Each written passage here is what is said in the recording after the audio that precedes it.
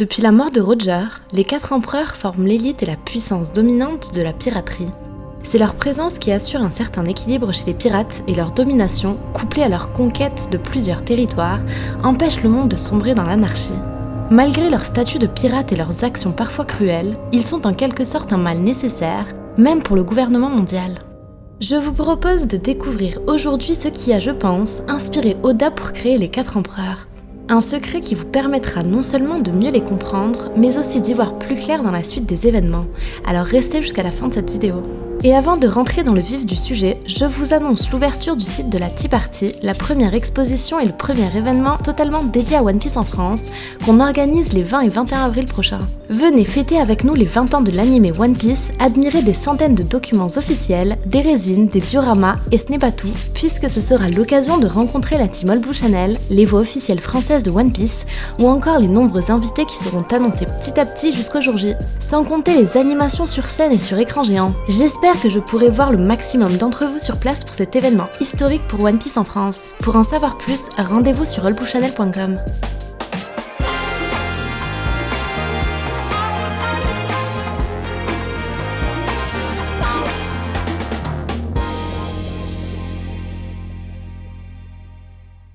Vous le savez, Eiichiro Oda construit One Piece en se basant sur de multiples références, mais il insiste particulièrement sur certaines d'entre elles et leur donne une dimension centrale dans son œuvre. Parmi elles, la mythologie asiatique et plus particulièrement chinoise et japonaise tient une place importante et tout au long de One Piece, on a pu y découvrir des références, et encore plus particulièrement en ce moment avec l'arc Wano Kuni. Parmi elles, j'aimerais vous parler aujourd'hui des 4 constellations de Chine, qui est un mythe vieux de plusieurs milliers d'années. En se basant sur les étoiles et les constellations, ce mythe a attribué un animal, une saison et des propriétés à chacune d'entre elles, et on va donc se pencher sur leurs liens possibles avec les 4 empereurs. Le tigre blanc de l'Ouest, ou Byaku en japonais, est la représentation de l'automne. Le tigre blanc symbolise la royauté, et la légende raconte qu'il n'apparaît que lorsque l'empereur connaît un règne pur et vertueux, mais également lorsque le monde est en paix. Il est en quelque sorte une représentation de la pureté et on raconte que le bout de sa queue devient blanc lorsqu'il atteint l'âge de 500 ans. Cet animal symbolise donc la paix et la protection et si on ajoute la couleur qui le représente, il est difficile de ne pas faire le lien avec Barbe Blanche.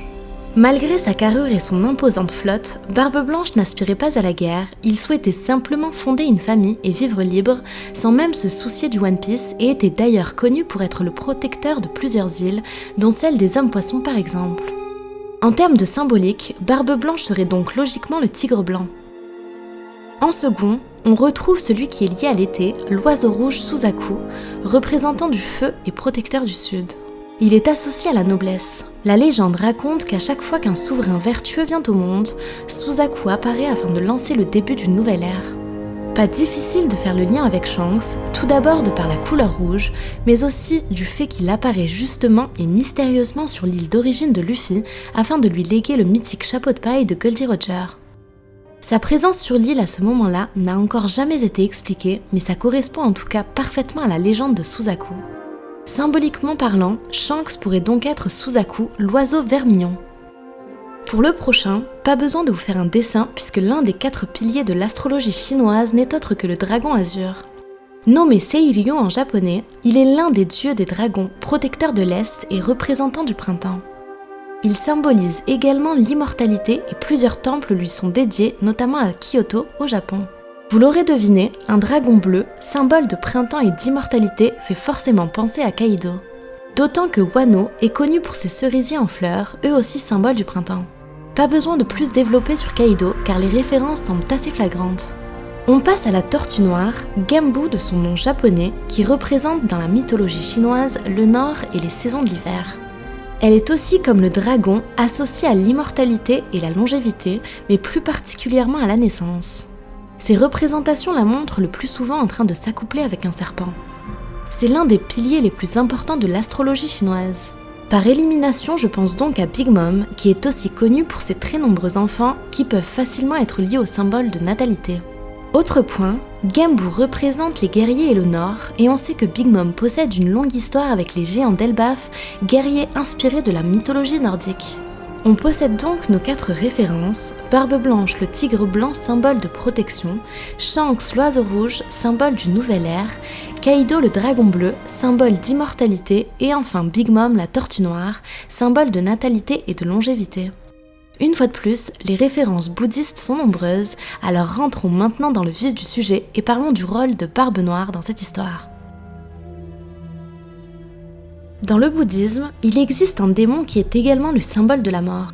Il est connu comme l'antagoniste principal du bouddhisme, son nom est Mara, littéralement la mort, et est aussi qualifié de tentateur du Bouddha et de malin. Il est celui qui tenta d'empêcher Gautama d'atteindre l'éveil ultime avec plusieurs stratagèmes qui ont hélas pour lui tous échoué. Mais ce qui relie le Mara à Barbe Noire, en plus d'être le représentant des ténèbres tout comme Teach qui possède le Yami Yami no Mi, c'est surtout sa relation avec le chiffre 3. C'est un chiffre qui revient souvent autour du Mara qui envoya 3 poisons sous la forme de ses filles. La séduction, l'illusion et l'aversion.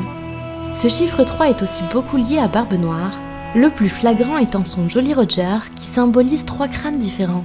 Il y a de nombreuses théories autour de Barbe Noire et du chiffre 3, avec parmi elles la possibilité qu'il y ait 3 Barbes Noires, ou encore la célèbre théorie du Cerbère. On y reviendra ensemble plus en détail prochainement dans d'autres vidéos. En poussant ce parallèle, on sait que Luffy est clairement inspiré du dieu singe de la mythologie chinoise, dans laquelle il finit justement par atteindre son but et devenir un Bouddha. Luffy pourrait donc être la personnification de cette légende et c'est pourquoi Barbe Noire est son strict opposé dans l'aventure, puisqu'il n'existe que pour l'empêcher d'atteindre cet éveil. Comme je le disais dans d'autres vidéos, c'est pour moi un indice de plus que Barbe Noire posera lui aussi le pied sur Raftel, mais qu'il sera vaincu à quelques pas seulement de son objectif ultime, c'est-à-dire le One Piece. Si vous avez apprécié cette vidéo, abonnez-vous en activant les notifications, c'est très important pour soutenir notre travail. N'hésitez pas à liker, partager et commenter pour me dire ce que vous avez pensé de cette petite théorie. Quant à moi, je vous donne rendez-vous les 20 et 21 avril prochains en chair et en os pour fêter ensemble les 20 ans de l'anime One Piece à la Tea Party. Pour plus d'informations, rejoignez-nous sur allbluechannel.com, tous les liens sont dans la description. A bientôt sur All Blue Channel.